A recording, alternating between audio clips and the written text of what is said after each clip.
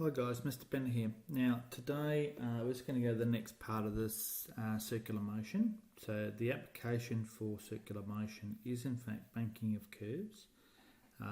So just describe the situation. So obviously if you're in a car going around a bend, a flat bend, then what's going to happen is you've already got friction between the road and the tyres, but for you to go around that corner there will be extra friction required to keep you on the road. So obviously there's a lot more friction than say if you were going in a straight line. So when you're sitting in the car, when you think about it, you feel like you're being flung on the outside, right? You're getting pushed against the thing certainly if it's a tight bend. The reason that occurs is because you want to keep going in a straight line due to the law of inertia, but the car is actually pulling you around the bend because you're inside the car. Right, so when we start thinking about that, that's a really important bit. Now on page 42, 43, you'll find this information in your textbook. So obviously when you're going around a bend, there are a couple of factors that will affect obviously the amount of friction that's required. That would certainly be the speed of the car, how tight the bend might be, obviously the condition of your tyres. So if you've got fairly bald tyres, you're probably not going to get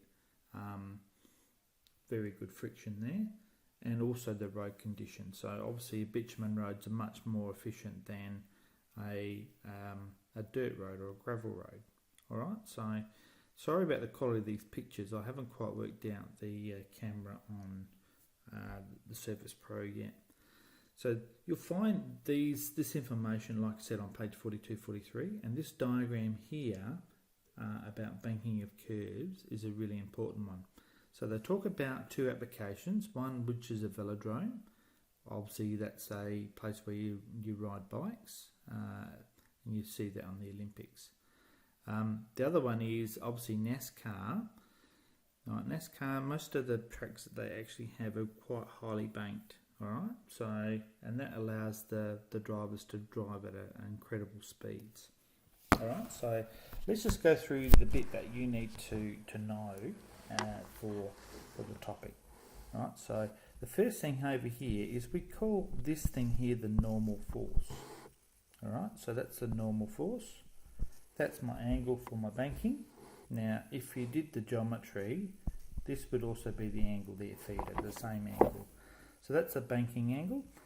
Now, obviously, if you use some trigonometry and so on, you'll work out that this has to be Fn cosine theta, and this over here has to be Fn sine theta. Alright, so that's the vertical and the horizontal components of the normal force due to the banking of the curve. Alright, so keep doing that.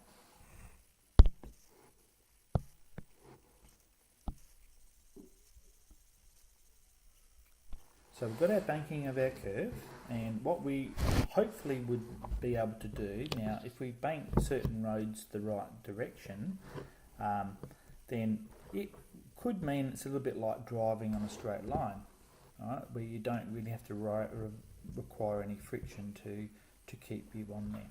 Now probably the easiest way to think about this is if you were going on a straight line and basically let's say the road was very icy, then you could probably keep going in a straight line. As soon as you try to turn, what's going to happen is you're going to slide off the road. Now if had the perfect banking on the track, then what would happen is you would keep going around that bank and you wouldn't slide off the road. So you're not requiring any extra frictional forces apart from the friction that's required to drive the car, of course. The other factor, alright, so if we start looking at the information that you do need to know, alright, and this is quite a common derivation that we will go through here for you. Alright, so the friction that you require to go around the bend, and sorry, I'll just get my pen up. So the force centripetal has to be equal to the force, obviously centripetal plus the frictional force. Alright, so the frictional force, and what we're going to say is that force there is 0, the frictional force is 0. That's what we hope to see with that. Alright, so if we're looking at a car, alright, we've also got this particular thing coming down here, and that's force due to gravity, mg. Alright, so we could say that the force, over here, which is F in cosine theta, is equal to mg. Right, so therefore we could say Fn is equal to mg all over cosine theta. Alright, so keeping over here the fact that we're saying the frictional force is going to be 0. Alright, so that really just goes out. Alright, so then we've got our force centripetal, which we know is mv squared on r. That's equal to our Fn, which we just worked out above, is equal to mg all over cosine theta times by sine theta. Right, now if you obviously rewrite this a bit, now we've got the mass on both sides, we can cancel that out. Right, and then we've got v squared on r is equal to g. I'm going to write it slightly differently. Sine theta all over cosine theta, and hopefully you recognise this bit here as being equal to tan theta. Alright, so if we look at that scenario, we can have v squared r. I'm going to bring the g across the other side so it goes to the bottom, and that's equal to tan theta. Alright, it's a really important formula. Alright, so in terms of what we have here, now obviously g is equal to gravity, and we know that's a constant value.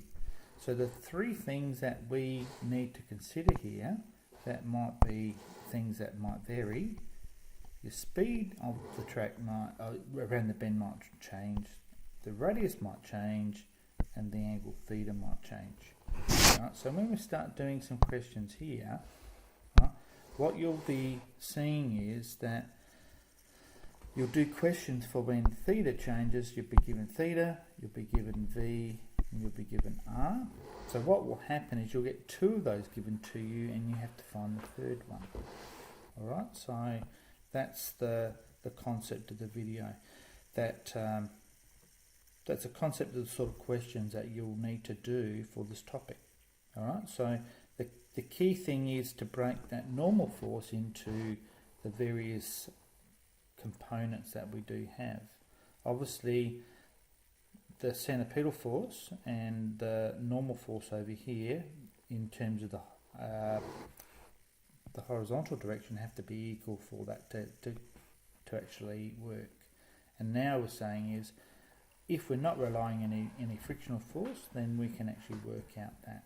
So this is a topic that you might even want to do an investigation on, right? A practical investigation on that, and do a practical based on that, and proving this particular formula works. Alright, so on the Padlet, I've actually put some videos that look at some very simple applications about looking at the banking curve scenario. So, you know, you have things like, you know, people do that, the sphere of death, where they ride motorcycles in there. You can also simulate this by putting a coin in a balloon. It's quite a nice little demonstration. So there are lots of little ways of actually showing this works out. But essentially, like I said, you get two of these given to you, and you have to find the third one for that. So we'll go through some examples in class, and I'll do some examples on a further video for you.